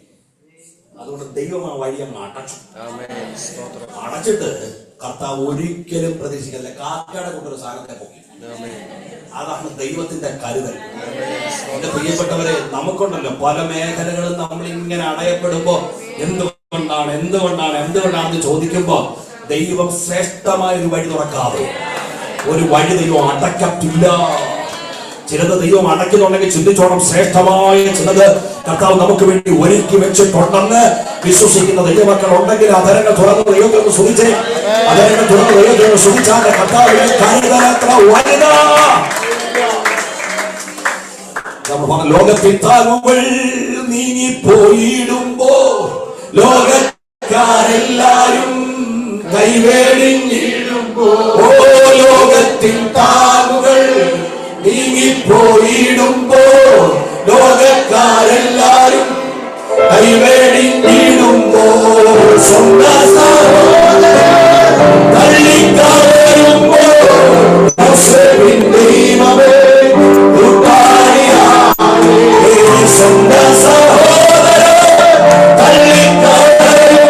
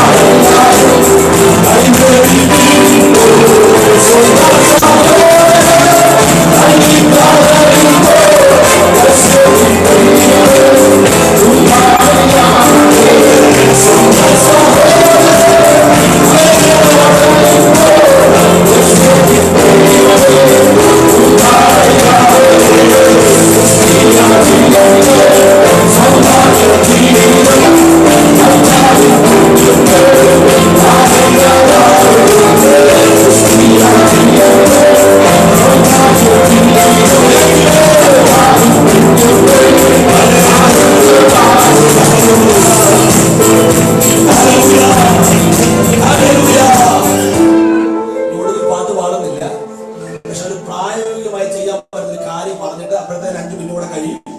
നമ്മൾ അവസാനത്തെ 5 മിനിറ്റ് ഒരുമിച്ച് എഴുന്നേറ്റ് നിന്നൊന്ന് സ്വതന്ത്രം ചെയ്യും, നിർത്തും. 6 മണിയാകുമ്പോഴത്തേനും മീറ്റിംഗ് അവസാനിക്കും. അപ്പം ഒരു പ്രായോഗിക കാര്യം കൂടെ ഞാൻ പറയാം. ഈ 5 അപ്പോൾ 2 മീനും കർത്താവിന്റെ കയ്യിലിരിക്കാൻ സഹോദരന്മാർ 5000, സഹോദരിമാരും കുഞ്ഞുങ്ങളും കൂടെ ഏകദേശം 15,000 പേര് നിരന്നിരിക്കുമ്പോ ഈ 5 അപ്പോൾ 2 മീനും കൂടെ ഡിവൈഡ് ചെയ്ത് കൊടുത്താൽ ഓരോരുത്തർക്ക് എന്നാ കിട്ടും? മാത്മാനിക്സൊന്നും അറിയണ്ട, നിങ്ങൾ ചിന്തിച്ചിട്ട് പറ. ഒരു തന്മാത്ര കിട്ടുമോ ചേച്ചി? ഒരു തന്മാത്ര കിട്ടുമോ? ഇല്ല. പക്ഷേ കർത്താവ് ഇത് കയ്യെ വെച്ചുകൊണ്ട് അവരെ ഇരുത്താൻ പറഞ്ഞ ധൈര്യമുണ്ടല്ലോ, അതാ വിശ്വാസം. പക്ഷെ കർത്താവ് ചെയ്തൊരു കാര്യം നമ്മൾ അറിയണം. എന്നറിയോ? ഈ 5 അപ്പോൾ 2 പേരും കൂടെ കയ്യിലോട്ട് വെച്ചിട്ട് ഞാനാണെന്നുള്ള കാര്യം ഞാൻ പറയാം. ഇങ്ങനെ ഇരുത്താൻ പറഞ്ഞില്ല 15,000 പേര്. ഞാൻ നോക്കും, അയ്യോ 5 അപ്പം 15,000 പേര്, 2 മിനിറ്റ് 2 മീന് 15,000 പേര്. എന്തോ ചെയ്യും കർത്താവ്, എന്തോ ചെയ്യും കർത്താവ്. 10 അയ്യോയും വിളിക്കും, 5 വയ്യായും വിളിക്കും. വല്ല ഗുണമുണ്ടോ? 15 വർഷം കുത്തിയിരുന്ന് ഇങ്ങനെ വിളിച്ചോണ്ടിരുന്ന് കഴിഞ്ഞാൽ 1% വളരുമോ? ഇല്ല. കർത്താവിനും അതറിയാം. കർത്താവ് ചെയ്യുന്ന പരിപാടി എന്നറിയോ? ഇത് കയ്യിലിരിക്കുമ്പോ ഇതിനകത്തോടെ നോക്കിയെന്നല്ല, സ്വർഗത്തിലേക്ക് നോക്കിയത്. അതിന്റെ കാര്യം എന്ന് പറയും, കർത്താവിനറിയാം കയ്യിലിരിക്കുന്ന അസാധ്യമാണ്, പക്ഷെ സ്വർഗത്തിലിരിക്കുന്നവർ ഈ അസാധ്യങ്ങളെ സാധ്യമാക്കാൻ. നമ്മുടെ വിഷയം നമ്മൾ ഇങ്ങനെ നോക്കിയിട്ട് എന്തോ ഈ വിളി തുടങ്ങിയിട്ട് എത്ര വർഷമായി. ഈ പെന്തക്കോസ്തർ ഏറ്റവും കൂടുതൽ പറഞ്ഞിരിക്കുന്ന 2 വാക്കുകളാണ് ഞാൻ നേരത്തെ പറഞ്ഞത്. അയ്യോയും വയ്യ. എന്താ പറഞ്ഞാലും അയ്യോ അയ്യോ വയ്യ വയ്യ വയ്യ. ഞാൻ നിങ്ങളുടെ ആത്മാർത്ഥോട് ചോദിക്കുക, ഇത് കേട്ടിട്ട് ആർക്കെങ്കിലും കരമ തോന്നിയിട്ടുണ്ടോ? ചുമ്മാ തോന്നേ, ചുമ്മാ നിങ്ങളെ കളിയാക്കും. അയ്യോ തീരാ രോഗി. ഇത് പറയുന്ന നല്ല കാര്യമുണ്ട്. എഴുന്നേറ്റ് നടക്കാൻ കഴിയുമെങ്കിൽ വയ്യാന്ന് പറയരുത്. ആരോഗ്യമുണ്ട് അല്പമെങ്കിലും ഒരു കുഴപ്പവും ഇല്ലെന്ന് പറയണം. കാര്യം നമുക്ക് അത്യാവശ്യം രോഗം ഉണ്ടെങ്കിൽ നമുക്കൊരു അപ്പനില്ലേ. ആ കർത്താവ് കയ്യെ പിടിച്ചിരിക്കുമ്പം ലോകത്തിന് അപമാനമാകുന്ന രീതിയിൽ നമ്മുടെ വായിൽ നിന്ന് നെഗറ്റീവ് വീഴരുത്. എനിക്കറിയാം കയ്യിലിരിക്കുന്ന അസാധ്യമാണ്, പക്ഷെ മുമ്പിലിരിക്കുന്ന ഒരു അപ്പനുണ്ടല്ലോ, അവൻ അസാധ്യങ്ങളെ സാധ്യമാകുന്നു. അങ്ങോട്ട് നോക്കിക്കൊണ്ട് പരിസരങ്ങളെ നോക്കാതെ സ്വന്തം പറയാൻ തയ്യാറായാൽ കണ്ണിന് മുമ്പിൽ കാണും അസാധ്യങ്ങൾ സാധ്യമാകുന്നു. 4 ദിവസമായി നാറ്റം വെച്ച് കാണും, പക്ഷെ സ്വർഗത്തിലേക്ക് നോക്കി കർത്താവ് പ്രാർത്ഥിച്ചപ്പോ അകത്തുള്ളവൻ പുറത്തു വന്നെങ്കിൽ ദൈവശക്തി എത്ര വലുതാണ് തിരിച്ചറിയുന്ന ദൈവമക്കൾ ഇതിനകത്തുണ്ടെങ്കിൽ അവർക്കാണ് ദൈവത്തിന്റെ സ്തോത്രം. ഇത് വചനം കേട്ടുകൊണ്ടിരിക്കുമ്പോഴും ആ പ്രതിസന്ധിയെ നോക്കിക്കൊണ്ട് സെരുബാബേലേ, നിന്റെ മുമ്പിലുള്ള മഹാപർവ്വതം അതാര്? അത് സമഭൂമിയോ? അതിന്റെ കാര്യം മുമ്പിൽ നിൽക്കുന്നത് മഹാപർവ്വതമാണ്. പക്ഷേ കൃപ എന്ന് പറഞ്ഞ് നീ ഓർക്കുന്നത് പകരത്തെ നോക്കിയല്ല, നിന്റെ അപ്പനെ നോക്കിയ.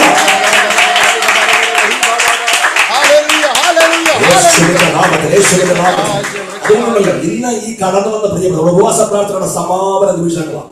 ജീവിതത്തിൽ പ്രതിസന്ധി നിർഭരമായ വിഷയങ്ങൾ മുമ്പിൽ നിൽക്കുകയാണെങ്കിലും അതോർത്ത് പതറരുത്, പതറി പോവുകയും ചെയ്യരുത്. അത് മുമ്പിൽ നിൽക്കുമ്പോൾ തന്നെ അതിനെ നോക്കാതെ സ്വർഗത്തിലേക്ക് നോക്കിയിട്ട് അപ്പ സ്തോത്രം എന്ന് പറയാൻ തയ്യാറായാൽ ഇന്ന് ഈ മീറ്റിംഗ് കഴിയുന്നതിന് മുമ്പ് ചിലത് സമഭൂമിയാകുന്ന കാഴ്ച, ചില ചെടികളെ വിഭജിക്കുന്ന കാഴ്ച, ചില എഴുതാമതിൽ വീഴുന്ന കാഴ്ച ആത്മാവിൽ കാണാൻ പോവാണ്. അത് വിശ്വസിക്കുന്ന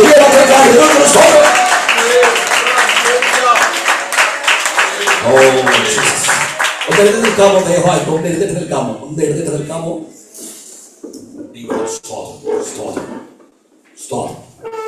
പ്രിയപ്പെട്ടവരെ, നല്ലൊരു സമയം കർത്താവ് നമുക്ക് നൽകി. രാവിലെ മുതൽ നമ്മൾ ഇവിടെ വന്നത് ഒരുമിച്ച് ദൈവത്തെ സ്തുതിക്കാൻ. കരങ്ങളൊന്ന് പുറത്തു പിടിക്കാമോ? അടുത്ത് നിൽക്കുന്നവരെ കരങ്ങളൊന്ന് പുറത്തു പിടിക്കാമോ? ദയവായി ഒന്ന് പുറത്തു പിടിച്ചേ, ഒരുമിച്ചൊന്ന് പ്രാർത്ഥിച്ചാണ്. ഇത് പറഞ്ഞുകൊണ്ടിരിക്കുമ്പോൾ തന്നെ നിങ്ങളുടെ ജീവിതത്തിലെ പ്രശ്നങ്ങൾ മാത്രമല്ല, നിങ്ങളുടെ സഹോദരങ്ങളുടെ ജീവിതത്തിലുള്ള പ്രതിസന്ധികൾ അത് മാറട്ടെ യേശുവിൻ നാമത്തിൽ. ആ പ്രതിസന്ധികൾക്ക് പരിഹാരം ഉണ്ടാകട്ടെ. നിങ്ങളുടെ സഹോദരങ്ങളുടെ വിഷയങ്ങൾ അതൊന്നും നിങ്ങൾക്ക് അറിയില്ല, പക്ഷേ ഈ പ്രാർത്ഥന നടന്നുകൊണ്ടിരിക്കുമ്പോൾ തന്നെ അത്ഭുത ദൈവ പ്രവർത്തികൾ കർത്താവ് ചെയ്യുക. ദൈവശക്തി വ്യാപരിച്ചു തുടങ്ങട്ടെ, ദൈവശക്തി വ്യാപരിച്ചു തുടങ്ങട്ടെ, ദൈവശക്തി വ്യാപരിച്ചു തുടങ്ങട്ടെ. കർത്താവേ, യേശുവിൻ നാമത്തിൽ ഞങ്ങൾ പ്രാർത്ഥിക്കുന്നു. ഞങ്ങളുടെ കൂട്ടു സഹോദരങ്ങൾക്ക് വേണ്ടി, പ്രിയപ്പെട്ടവർക്ക് വേണ്ടി ഒരുമിച്ച് ആത്മാവിൽ പ്രാർത്ഥിച്ചുകൊണ്ടിരിക്കുമ്പോൾ അവരുടെ ജീവിതത്തിലുള്ള പ്രതിസന്ധികൾ എത്ര വലുതാണെങ്കിലും എന്റെ മീറ്റിംഗ് കഴിയുന്നതിന് മുമ്പ് അഴിഞ്ഞു മാറട്ടെ. ഞങ്ങൾക്കൊരു അധികാരമുണ്ടെന്ന് ഞങ്ങൾ വിശ്വസിക്കുന്നു. ആ അധികാരത്തിന്റെ കൈമാറ്റം സംഭവിക്കട്ടെ, ഒരു അഭിഷേകത്തിന്റെ കൈമാറ്റം സംഭവിക്കട്ടെ. ഞങ്ങളിലുള്ള ആത്മാവിന്റെ സ്പിരിറ്റ് അവരിലേക്ക് കൂടെ വ്യാപരിക്കട്ടെ. അത് ഞങ്ങൾ തിരിച്ചറിയുന്നപ്പാ യേശുവിന്റെ നാമത്തിൽ തന്നെ. ആമേൻ. ഒരു നിമിഷം ഒരുമിച്ച് പ്രാർത്ഥിച്ച് നിർത്താൻ പോവാ. ഞാൻ പറഞ്ഞതുപോലെ നമ്മളിപ്പോ ചെയ്യാൻ പോകുന്നത് നിങ്ങളുടെ ജീവിതത്തെ കണ്ണുകളെല്ലാം അടങ്ങി നിൽക്കട്ടെ. നമ്മുടെ ജീവിതത്തിലെ പ്രശ്നങ്ങൾ എനിക്ക് അറിയില്ല, നിങ്ങൾ കടന്നു പോകുന്ന വിഷയങ്ങൾ എനിക്ക് അറിയില്ല, നിങ്ങൾ കടന്നു പോകുന്ന വേദനാജനകമായ അനുഭവങ്ങൾ എനിക്ക് അറിയില്ല. അത് എന്തുമാകട്ടെ, ഭൗതിക, ശാരീരിക, മാനസിക, ആത്മീക മണ്ഡലങ്ങൾ എന്തുമാകട്ടെ. പക്ഷെ നമ്മൾ ചെയ്യാൻ പോകുന്നത് നമ്മുടെ സ്വർഗത്തിലേക്ക് നോക്കാൻ പോവാം. ആ വിഷയങ്ങളെ നിങ്ങൾ ചിന്തിക്കരുത്. അത് തലമുറയുടെ വിഷയമാകട്ടെ, ഭൗതിക വിഷയമാകട്ടെ, ആത്മീകമാകട്ടെ, ശാരീരികമോ മാനസികമോ ആകട്ടെ, അതിനെക്കുറിച്ച് നിങ്ങൾ ഇപ്പൊ ചിന്തിക്കരുത്. നിങ്ങൾ ചെയ്യേണ്ടത് സ്വർഗത്തിലേക്ക് നോക്കിയിട്ട് അപ്പാ സ്തോത്രം, സ്തോത്രം, അത് മാത്രം ഉയർന്നാൽ മതി. ആ സ്തോത്രത്തിന്റെ ശബ്ദം ഇവിടെ ഉയർന്നുകൊണ്ടിരിക്കുക. സ്തോത്രം. എത്ര വലിയ ശക്തികളാണെങ്കിലും അത് അഴിയും, എത്ര വലിയ കെട്ടാണെങ്കിലും അത് പൊട്ടും. ഒരു പ്രായോഗിക ലെസണായി പറയുന്നത്. ഞാൻ പറയുന്നത് എന്റെ വാക്കല്ല, മറിച്ച് കർത്താവിന്റെ വചനം പറയുന്ന വാക്കാണ്. വചനം പറയുന്നത് സത്യമാണെന്ന വിശ്വാസം ഉണ്ടെങ്കിൽ നമ്മൾ ചെയ്യാൻ പോകുന്ന കാര്യം നമ്മൾ സ്വർഗത്തിലേക്ക് സ്തോത്രം പറയാൻ പോവാം. നമ്മുടെ വിഷയത്തിന് മുമ്പ് സ്തോത്രം പറയാൻ പോവാം. കരയൊക്കെ ഒന്ന് അയച്ചിട്ട് കുഴപ്പമില്ല, പക്ഷെ നാളെ തുടർന്ന് സ്തോത്രം പറഞ്ഞോ. സ്തോത്രം പറഞ്ഞ് തുടങ്ങുന്നുണ്ടല്ലോ, ദൈവങ്ങൾ നിങ്ങൾക്ക് പ്രേരണ നൽകാൻ, ആരാധിക്കാൻ, കരമടിക്കാൻ കഴിയുന്നത് കരമടിച്ചോണം, കരമുയർത്താൻ കഴിയുന്നത് കരമുയർത്തിക്കോണം, അന്യഭാഷ പറയാൻ കഴിയുന്നത് അന്യഭാഷ പറയണം. പ്രാരംഭമായി എല്ലാവരും നാളെ തുറന്ന് ഒന്ന് സ്തോത്രം പറഞ്ഞാൽ സ്തോത്രത്തിന്റെ ശബ്ദം.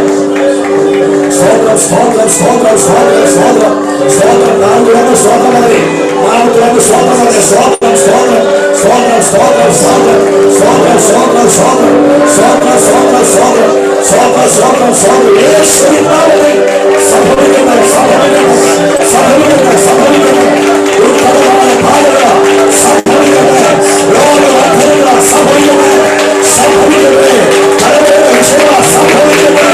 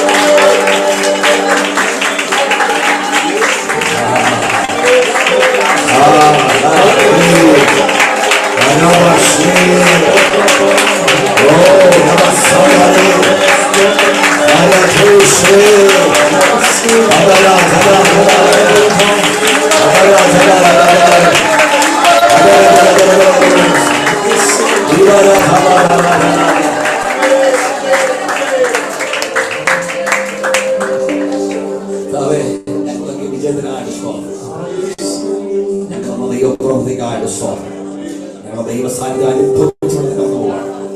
ഞങ്ങളെ അനുഗ്രഹിക്കണമേ യേശുനാഥന്റെ നാമത്തിൽ തന്നെ. ഇന്നു കണ്ട മിസ്രയീമിനെ കാണുകയില്ല, ഇന്നു വന്ന കർത്താവിനെ വരികയില്ല. ഇന്നു കണ്ട മിസ്രയീമിനെ കാണുകയില്ല, ഇന്നു വന്ന കർത്താവിനെ വരികയില്ല. ആദിന്റെ കൂടാരത്തിൽ വരുകയില്ല, ആദിന്റെ കൂടാരത്തിൽ വരുകയില്ല.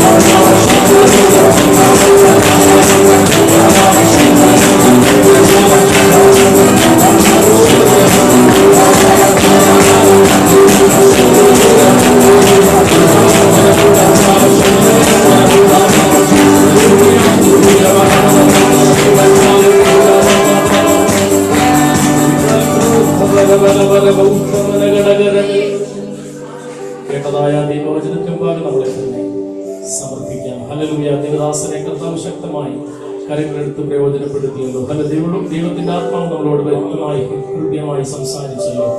ഈ കേട്ട വചനങ്ങളെ വ്യക്തിപരമായി അറിയുന്ന ദൈവം, നമ്മുടെ ഭാവി അറിയുന്ന ദൈവം, ഹല്ലേലൂയ, അദൃശ്യ മണ്ഡലങ്ങളിൽ ശത്രുവിന്റെ പോരാട്ടത്തെ അറിഞ്ഞ് നമുക്ക് വേണ്ടി പ്രവർത്തിക്കുന്ന ദൈവത്തിന്റെ കരം, ഹല്ലേലൂയ, 5,5000 പേർക്ക് വാഴ്ത്തി കൊടുത്തവൻ, ഹല്ലേലൂയ, ഇന്ന് പകലും വിശ്വാസത്താൽ, ഹല്ലേലൂയ, ഒന്ന് ഏൽപ്പിച്ചു കൊടുത്തേ, അവന്റെ കരങ്ങളിലേക്ക് ഒന്ന് വിട്ടുകൊടുത്തേ, അവൻ അനേകർക്ക് അനുഗ്രഹമാക്കി ദൈവം നമ്മളെ മാറ്റുമെന്ന വിശ്വാസത്തോട് നമ്മളെല്ലാവരും പ്രാർത്ഥിക്കുമ്പോൾ, ഹല്ലേലൂയ.